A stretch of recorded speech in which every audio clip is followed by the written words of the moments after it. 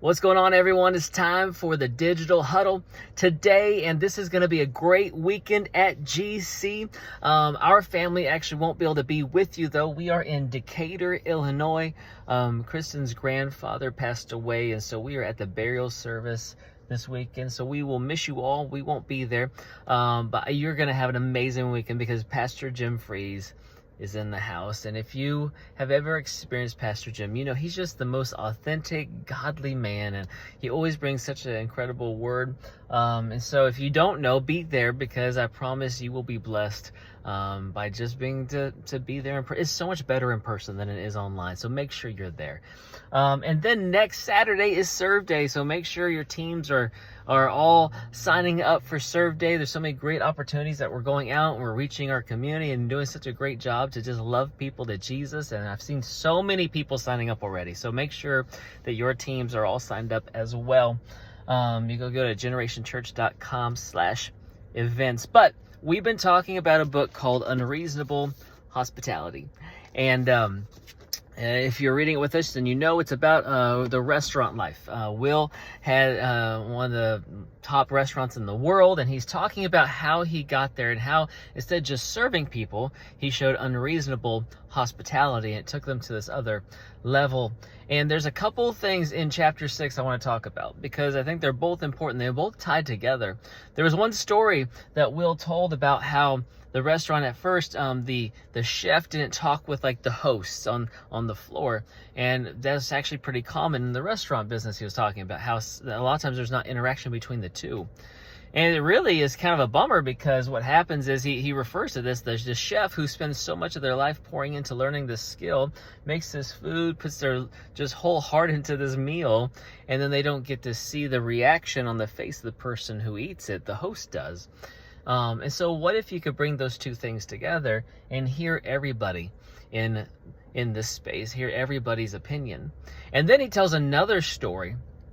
And the other story was about how a waiter he witnessed in his restaurant, a waiter was carrying a tray of food, and by one of the managers, and one of the managers was like, "Hey, no, that's not how we carry it. We carry it like this," and show him a different way to carry the tray. And he went a few more steps, and a different manager stopped, said, "No, like, you need to do it this way instead," and corrected him, made it do it the way he was doing it before. And Will was just saying that, there needed to be one vision, one way to do this thing, so it was consistent. It didn't create confusion, because when you have multiple visions, you end up with division. But both of these stories are so interesting, because when you pull them together, I think it really shows you how we need to be as a church. In one hand, you need to be on the one side of, it doesn't need to just be someone saying, "This is how we're doing everything," and everything is done just the way that person says. It actually needs to be all of us coming together as the church, using our gifts and our resources and our abilities that God has given us. And we all need to come together. We all need to have a voice. We all need to have an opinion and show our perspective, so that we could be the best that we can be. But I may say, "Hey, here's the vision. This is where we're going in the campus life ministry." But in that area, then I need all the people that are in it going, "Ooh, I have an idea. This can make that even better. This can make this even easier. This can make this even faster." And we could work together, and everyone's voice can be heard. However, it doesn't mean that whenever everyone's voice is heard, every opinion can be taken. Right? You have to have one direction that you're going, and that's the story of the tray, right? We all need to be carrying the tray the same way, but we have these different opinions and different thoughts that help elevate ourselves to a higher form of excellence, really, when it comes to serving people and showing hospitality. And so what does that look like? Well, it looks like all of us coming together and say, "Hey, I'm going to throw my idea out there. And if we don't use my idea, that's okay. I'm just going to throw it out there. And if it sticks, that's great." We try to throw just a bunch of ideas out there, but not get connected to that idea. Don't have my identity in that idea. But ultimately, there has to be one person that's casting the vision. And that's Pastor Ben and Melissa. They're the people that are casting a vision for our church. And so we need to fall under the vision of our lead pastor. And we do need to throw out lots of ideas on like how to make things better and accomplish the mission that we are on together. We need to be throwing out all these ideas and all these thoughts and all these things that help make us stronger and faster and reach more people at the exact same time. If our idea is not taken and not used, we need to not be offended. We need to realize that we are part of the team and it's about the mission and not just my preference. And then we go out there and we reach the lost for Jesus.